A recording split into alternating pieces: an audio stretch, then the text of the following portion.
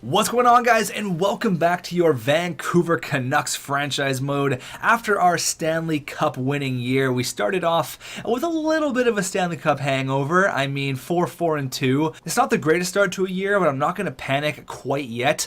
We have to jump into a comment here, and this one is a novel. This one comes from Nick Frank, alright? So in the last video, I asked you guys, what do you think about the lines? What should I do going forward before, we sim too much and then the year becomes lost because we lost too many games or, this and that. So Nick Frank writes us a novel. Now, the first little paragraph, he basically just says, Pettersson may look good on paper with all his crazy speed and, he may look all right, but he says with his 80 overall offensive awareness and given his overall at 82, he doesn't think he's going to grow. Now, I've seen a lot of people say, I don't think he's going to grow. You should trade him. You should trade him. You should trade him. But Nick actually makes a good point. You can see here with Pettersson, his offensive awareness is only 80 and his puck control is only 86, so he doesn't really have that super offensive stats, and only with 2 assists throughout the first 10 games. I mean, you guys might be right about Elias Pettersson, but look at his speed, 99. He's basically the next Pavel Bure.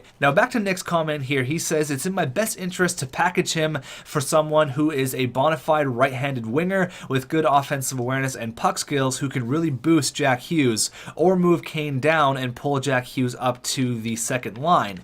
Now, I really like Elias Pettersson. I like what he did for us in the playoffs last year. We're going to go back to his comment, don't worry, because there's still lots to go over. I really like what he did for us last year in the playoffs, and he is growing. Slowly, but he is growing. What is he? He's only 22 years old. So I really don't want to give up on Pettersson, but a lot of people are telling me it's not going to work out. Now that I look more into his stats, I think Nick might be onto something. Now for the second half of his comment, he says, go with these lines. So Svechnikov, a left-handed sniper, I actually changed him from a right winger to a left winger just so I don't mess up his growth. He is 88 overall, and he has been playing as a right winger pretty much his whole career. So he says try Svechnikov on the left side, go with Johansson and then Brock Besser on the first line, then try Horvat, Kane, Hall, and then give Jonathan Dahlin, since he has high top 6 potential, don't waste it, put him on the third line with Jack Hughes and Elias Pettersson or the traded player, and then go for Tannen, Brown, Arbamov. Okay, so that was quite a comment. Thank you, Nick, for that comment. That was a novel. Defensively, I think we're good. We're not going to change that around. But offensively, I think those lines, they're interesting. I'm going to try them out. We'll see how we do if we actually play a little bit better. But thank you for the comment, Nick. And I'm still not sold on Pettersson yet. I'm still not sold on getting rid of him. Now, the Space Advisory Council. I don't know if he meant to comment from that, or maybe that's like a work YouTube account or something, but it says, I knew it. You only call him Arbamov to enrage me. Damn you to hell. Yes, Vitaly Arbamov. Now, speaking of Arbamov, not Abramov, Arbamov, what happens with him now with these new updated lines, since Jonathan Dahlin is a third liner and he's playing pretty good? I mean, last year in the postseason, he really proved to me he could play in our top 9. Now, Arbamov, who played really well in the postseason, who's played really well this year, do we got to kick him out? Like, what do we do here? So he says, damn you to hell for pronouncing it wrong. Now, one last comment here comes from Jay Beagle, the Washington Capitals legend. He says, trade Pettersson for a top 2D. He won't grow on the third line. Again, another Pettersson hater. And he actually has a reply to his comment. He says, but is Bure like speed? Yes, I know, crazy speed. But is it worth it to keep Elias Pettersson? I don't know, and it's weird because I really want to keep him. I really do, but if you guys are saying get rid of him, we may have to throw him up on the block. So Pettersson is officially on the block. I have sent an email to the other 30 NHL GMs. I said, hey, just so you know, Elias Pettersson is on the block. We're looking for a top 2 D-man, and I actually want to show you his trade value is actually pretty good. So in the realm of a top 2 D-man for Pettersson really isn't too unrealistic. You can see there, 82 overall. He's got pretty good trade potential, almost as much as Taylor Hall. So, I mean, if we get an offer for a top 2 D-man, we may really have to look at it. But I'm not not actively shopping him as of right now. I mean, if there's an offer that comes our way, I will have to look at it. But as of right now, I'm focused on winning hockey games and getting back into the winning mindset that we had last year when we brought the Stanley Cup home to Vancouver. So looks like the New Jersey Devils are 2-9-2. Let's go ahead and get some easy points here, boys. Come on. 2-9-2. Corey Schneider against his old team. Bo Horvat against the team that probably would have drafted him. Will Butcher's old team. Let's go. First period, 0-0. Period number 2. All right, it's all tied up at 1. Pavel Zacha beats DiPietro, but Svechnikov scores. All right, he's scoring on his new left wing position. Third period, do not lose to the Devils, and we do just that. Oh my God, we lose to the worst team in hockey. What a start. What a start. Okay, well, let's get some more simulation done here. Any rivals we got it going on? Any rivals I can see? It's hard to remember who our rivals are right now because I've made so many trades. It's hard to think who we've made a trade with, you know, who's our ex-player playing against their ex-team. Second round pick for Connor Brown, and we give them our third. No, thank you, Boston. Absolutely not. We'll slow sim the game against the Dallas Stars because that would have been Jack Hughes' team. And we've lost 4 straight. Oh, my God. 4-8-2. Can we get a victory? 4-9-3. Come on, boys. What's going on? Another loss. Okay, I got to change up these lines here. Look at this. 4-10-3. Okay, we finally win. We finally win. Nick, I don't know if your lines are working here, buddy. I'm not too sure about that. Let's go ahead and slow sim one more game against the Stars, and then we'll see if we keep winning. If we do, great, but if not, I'm going to have to make a line change. Come on, Nick. You're supposed to be my top assistant GM here.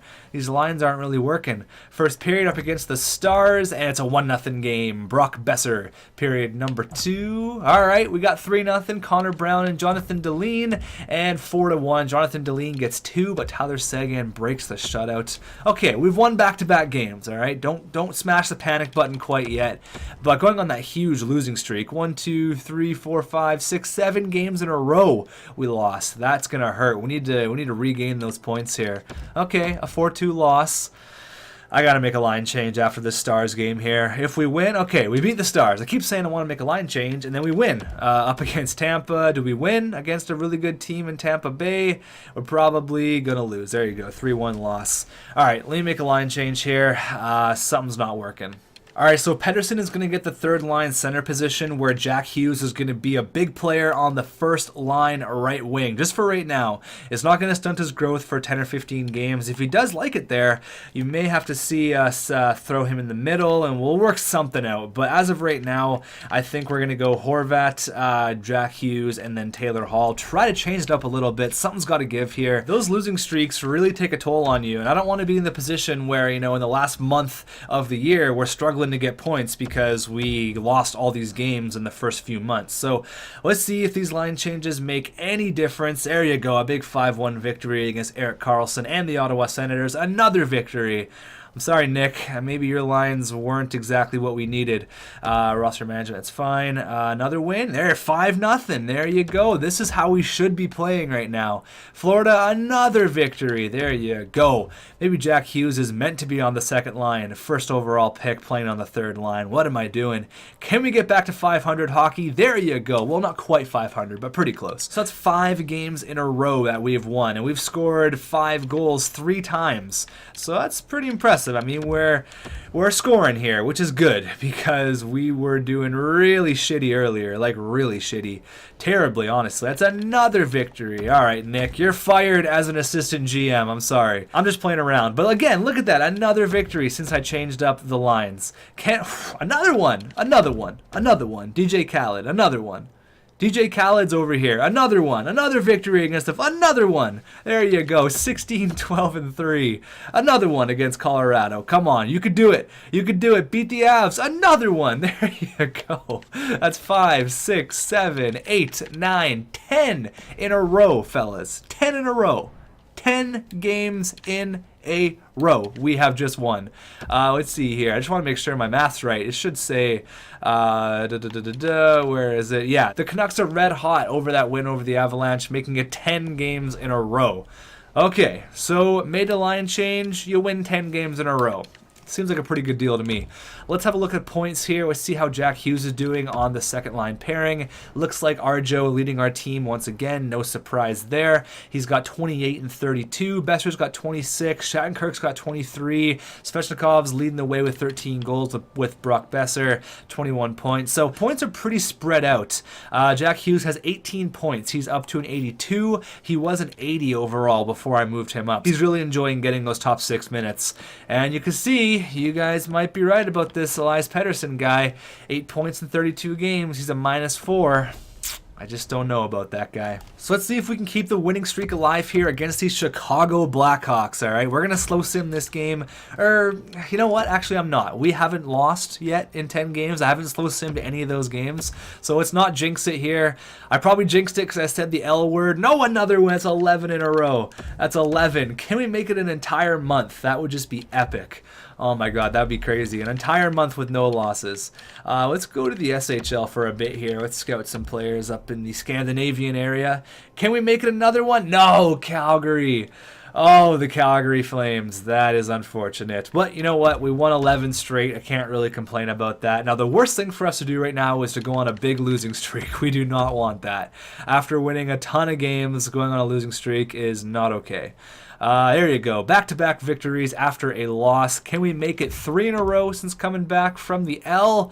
Can we do it? 8-3, man. We are on fire right now.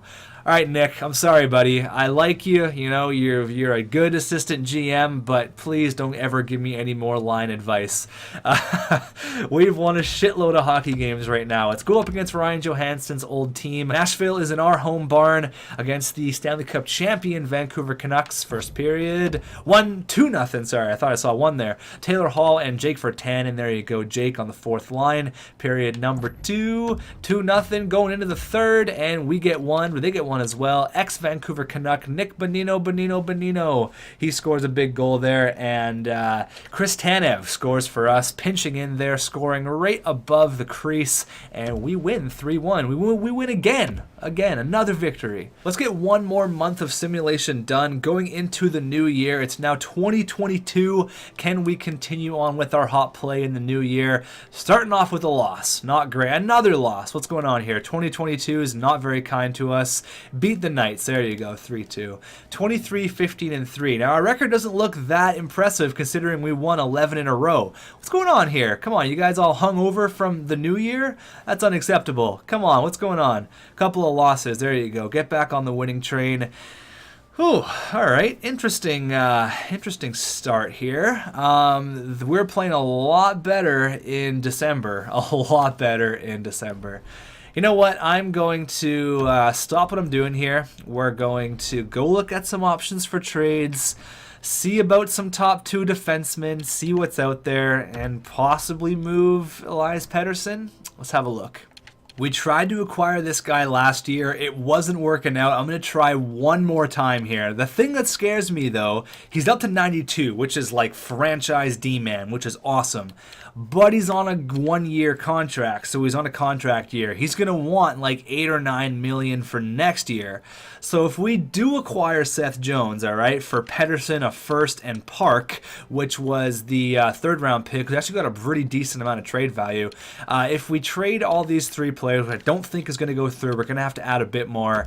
And going to next year, we have to re-sign Taylor Hall and a few other players. Are we going to have the cap available to do so? Shattenkirk, Butcher, Tanev, Hall, Jonathan Deline, Evander Kane, Arbamov. Who else we got to re-sign? I think that's it for our big guys. But see what I mean? That's the price you pay to get a top pairing defenseman, like an extremely top pairing guy. This guy is arguably one of the best defensemen in the NHL right now at 92 overall. He's got 36 points in 45 games. I said it once, I'll say it again. I believe that this trade does make a little bit of sense because they already have 3 top 2 defensemen, obviously, with Werenski, Jones, and Murray, and then David Savard as well. So I mean, it's interesting. It's an interesting trade. I'm gonna hold off until I can see. Just to let you guys know, he is out there. But is it worth it to make a trade like that and really put ourselves in a situation where cap could be an issue? I'm still gonna have a look around the NHL. If there's nothing else that I like, I'll come back to Seth Jones. But that's just kind of my concern with Seth Jones right there. So the way I see it right now, I've broke this down, and there's 3 players that make sense for us. The first player is Seth Jones. Now, I've already explained the positive and the negative towards Seth Jones. You already know what that's all about. Plus, I don't think they're actually going to trade Seth Jones since he is maxed out trade value. So he's kind of player number 3 on my list. And now player number 2 that makes sense to me is Rasmus Dahlin. What? Yes, Rasmus Dahlin. I have a trade in mind where we would send a first, Elias Pettersson, and Will Butcher in exchange for Rasmus Dahlin and Jeff Carter, who is a 37-year-old veteran. They're going to want to get rid of him because he's making a ton of money for this year, probably going to retire next year, and he could be a piece that can replace Pettersson for our playoff run since the guy already does have a few cups. Get a nice veteran presence there, even on our 4th line. Now, Rasmus Dahlin, he is that high elite, hasn't quite broken out yet, but he's only 21 years old, 86 overall. Everything will come together when he's 22, 23, and he's 93 or 94 overall. All right, and he's on a great contract. So that's my number 2. And then my number 1 is going to be all the way in Philly, and that is going to be the Ghost. It's spooky, it's scary, it's Shane Gostisbehere, the Ghost. 88 overall, 28 years old, $4.5 million for the next 2 years. And he's playing great, and they want to get rid of him, and I think it'd be great for our team to get Ghost. He's an offensive defenseman. He's exactly what we need. So in the description, there's going to be a straw poll. There's going to be 3 options: Dahlin, Ghost, or Jones. Let me know what you want me to trade for. I'm leaning more towards Ghost, Dahlin, and then Jones. I think Jones is too unrealistic. He's going to want too much money. In Dahlin and Ghost, we get the best of both worlds. We get an elite defenseman right now, plus you don't got to pay him a ton of money. 4.5 for Ghost is a steal, and he's playing really well, and it makes sense. It really does make sense. How are the Flyers looking for centers? They're pretty stacked, actually. But LA, I know they have Kopitar, and he's like 84 overall, and he's their number 1 overall center right now. So there is room to grow with Pettersson there. So I think that's where I'm going to end the video here. How many more games do we got in this month? Not many. So I'm going to get the rest of the simulation done here, which is only 1, 2, 3 more games. Then we're going to end off the video, and I'm going to wait until you guys vote on the straw poll in the link down below. You can do it on your mobile device. You can do it on your PC. Click the link. Click whatever trade you think would work. I'm thinking we're going to have to trade Pettersson, a first, and Will Butcher. So let me know what you guys think. We're going to slow sim our very last game here against the San Jose Sharks, and then that's going to be the end of this video. It would be cool because we would have the number 1 and the number 2 overall pick from that draft with Dahlin and Svechnikov, since LA did beat us in the draft lottery. But that's going to be up to you guys, and let me know your reasoning in the comments, who you voted for and why. So let's go here. First period up against the San Jose Sharks. We're down 2-0. We got DiPietro in, and we're down by 2 going into the second. All right, we get 1, Ryan Johansson, but Radek Faska gets 1 going into the third. Can we come back? No, they absolutely destroy us, 6-2.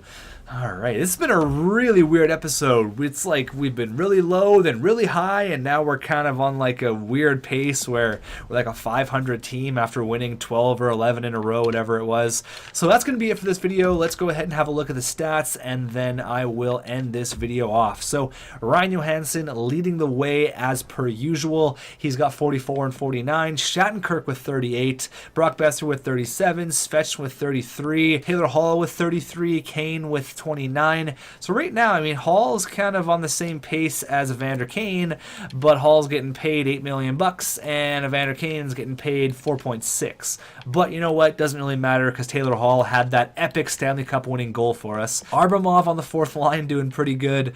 Jack Hughes, 82 overall, still doing really well, 26 points. Bo Horvat, 24. Jonathan Deline up to an 81. That's nice to see. But there's just goes to show our defense, all right? We have one defenseman that has over 20 points.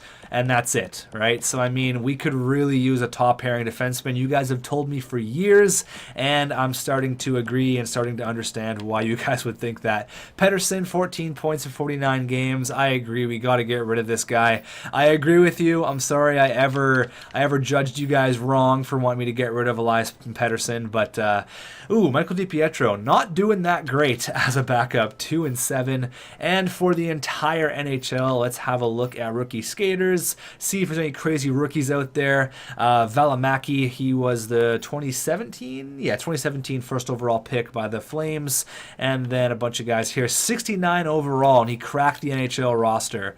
Wow, Pittsburgh must suck. Joe Veleno, the bust of the century. Who else we got here? Have a look at the entire league. Who's ripping it up this year? Mark Scheifele, 93 points. Unbelievable. Go vote right now in the link in the description. Please go vote. Tell me why you think we should get the player you voted for, and I will see you guys in the next video where we will 100% be making a trade for a top 2 defenseman. At this point, it's all up to you guys.